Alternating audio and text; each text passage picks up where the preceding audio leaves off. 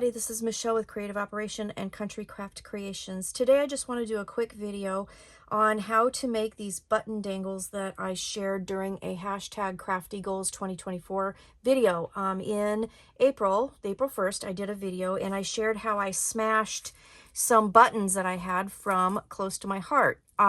Made these button dangles. These are not my idea. They're super easy to make. They're really fun and they can smash your button stash. If you guys have a lot of buttons like I do, then this is a cute idea and a cute project. So these can be used in a lot of different ways.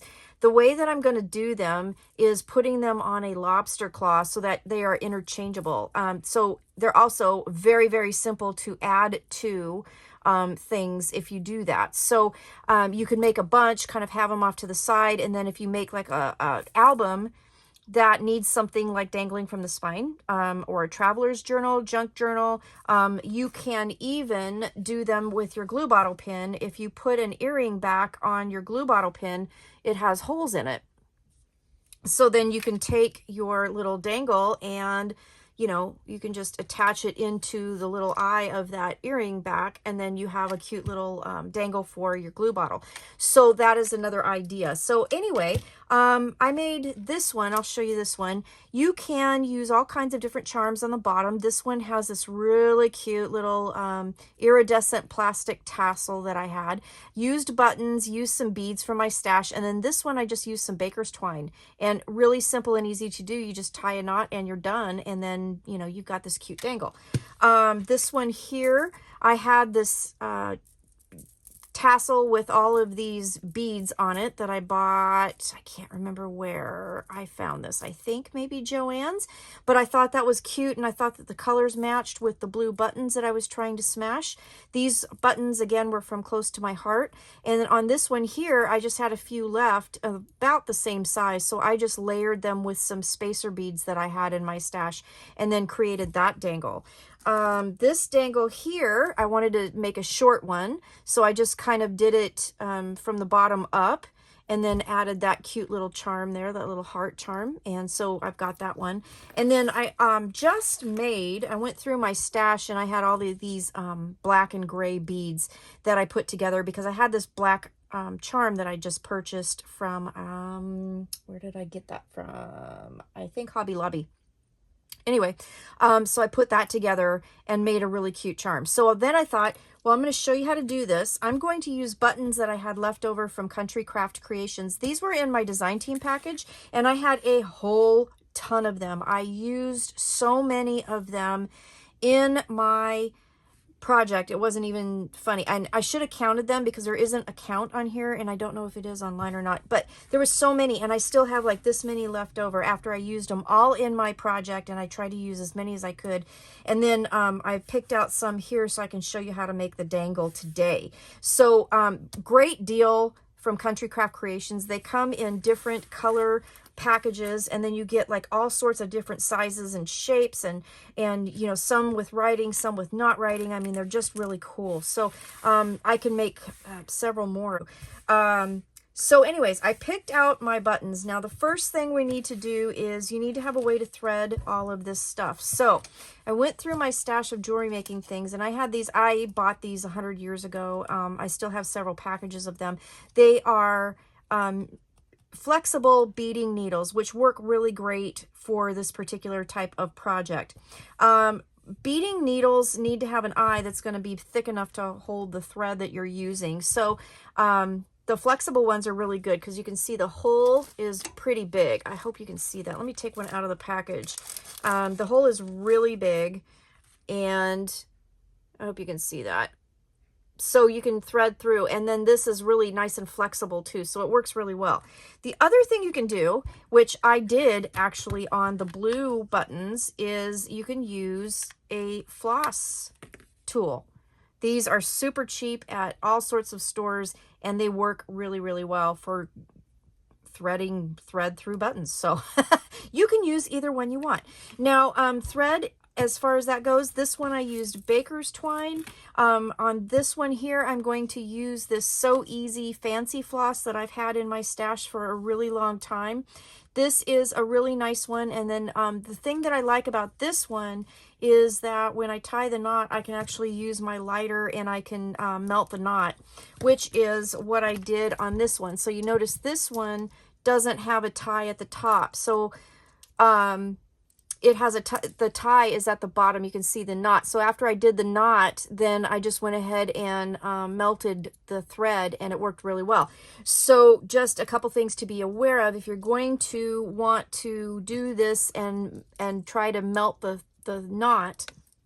Just be careful, maybe do a test run on your string first, because some stuff like this baker's twine will just burn and catch on fire, and it'll burn your craft room down, and then you'll be really sad. So don't do that. So just be careful, be aware of what kind of stuff you're using. This stuff here melted like a charm. So this is really nice to use for that. You can use anything you want, you know, as far as that goes. So you can thread it from the top, go through the buttons, and then come back up and tie a knot up here. You can tie it in a bow if you want. You can do it down below. It doesn't matter. It's the same principle. It just matters which way you go. So you need something to thread it with. You need the thread itself. You need to pick out as many buttons as you want to do. I'm going to do 2 layers like this with a bead in the middle today.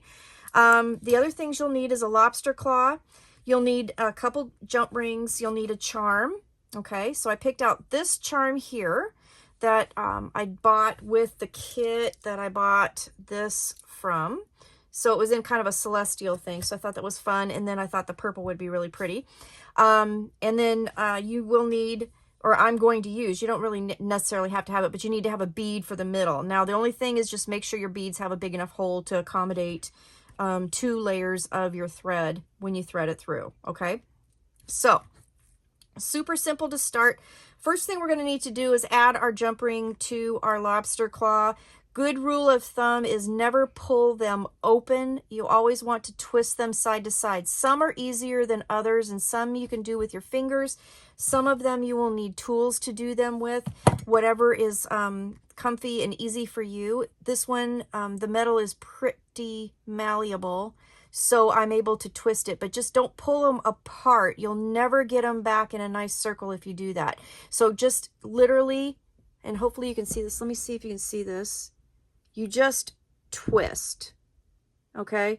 And then twist it back, and you will be able to get that nice shape. And then if you need to, you can take a couple tools here, and you can, you know, work them together, okay?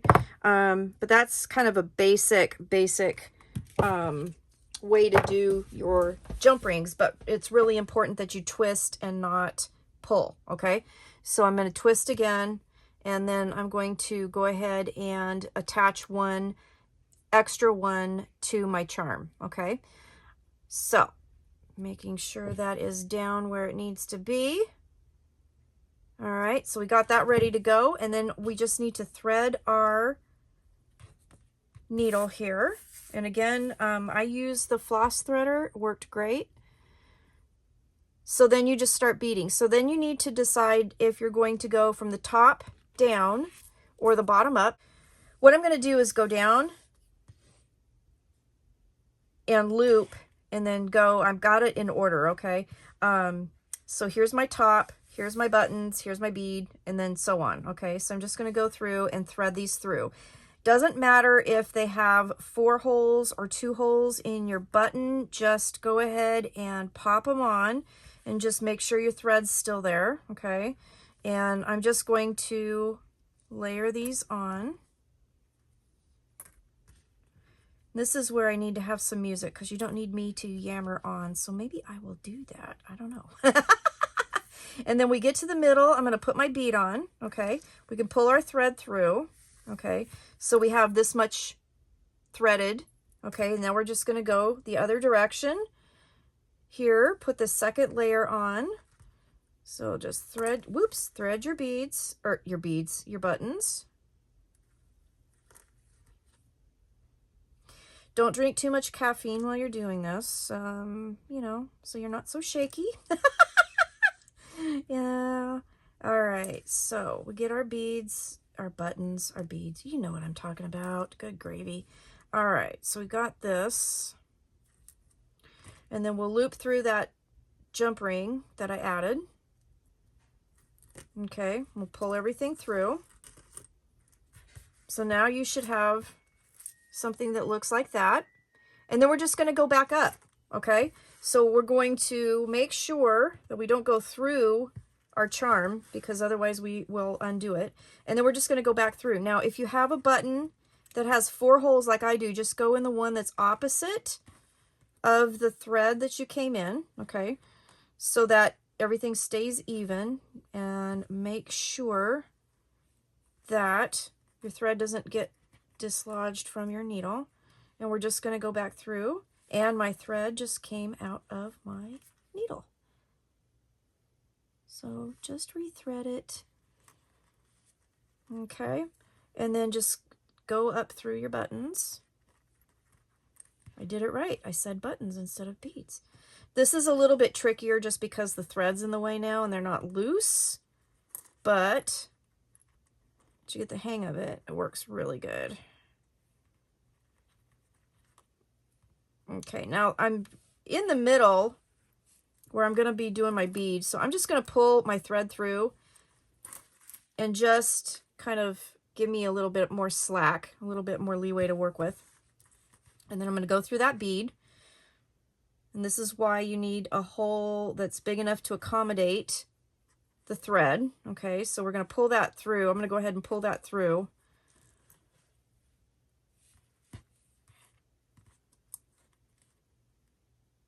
And then we'll go through. These bead needles don't, you know, take a joke. So they will get bent up and messed up. That's why they come in a package of so many, because you will go through a couple of them if you're making a bunch of these. I'm just going to pull my thread through, make sure I'm still threaded.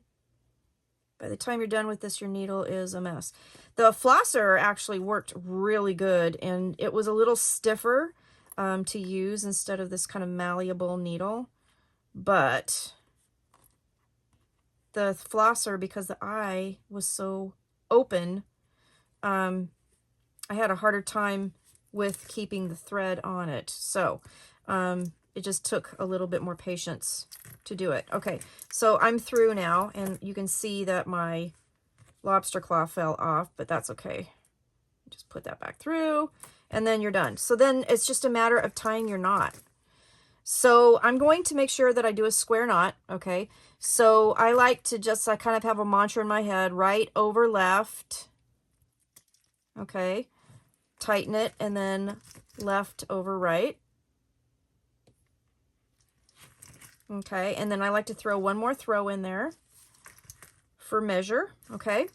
So now I have my knot. I can take my scissors, and I'm going to cut just a little bit of a tail. And then because of the nature of this, I'm going to go ahead and I'm going to use my lighter, and I'm going to ever so gently kind of make sure that knot is melted down. Make sure not to catch anything on fire. There you go. Now, if you don't want to use a lighter, you can use glue. You'll just have to have it set, and then there you go.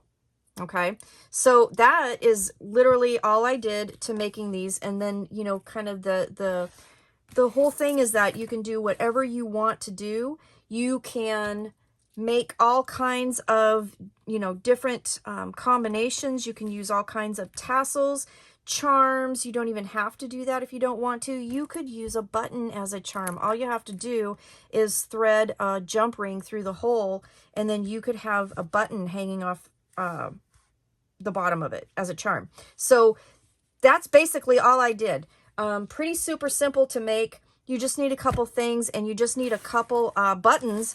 And like I said, Country Craft Creations has some great button packs. They're not expensive. They're less than $3. And honestly, I used so many out of this pack for my 2 projects that I made. And I still have all of these left over, even after using all of these. So no joke. it's a great buy. So go check out Country Craft Creations at countrycraftcreations.com. They don't have any of the other like jewelry findings like lobster claws or things like that, but they do look up charms because sometimes they have charms there too, and they vary depending on availability and everything. So do check that out. But that's basically what I wanted to show you today. That's how I made my button charms, and that's a good way to use up some of these extra buttons that we have, because I don't know about you, but I have got a huge, like literally a basket full of buttons. It's crazy how many I have. So, yeah, this is a great way to use them up. So, or try to use them up. I'm starting to use them up. So there you go. That's what I wanted to show you. So thanks for watching. Have a great day, and I will see you again soon with more tutorials. Stay crafty. Bye.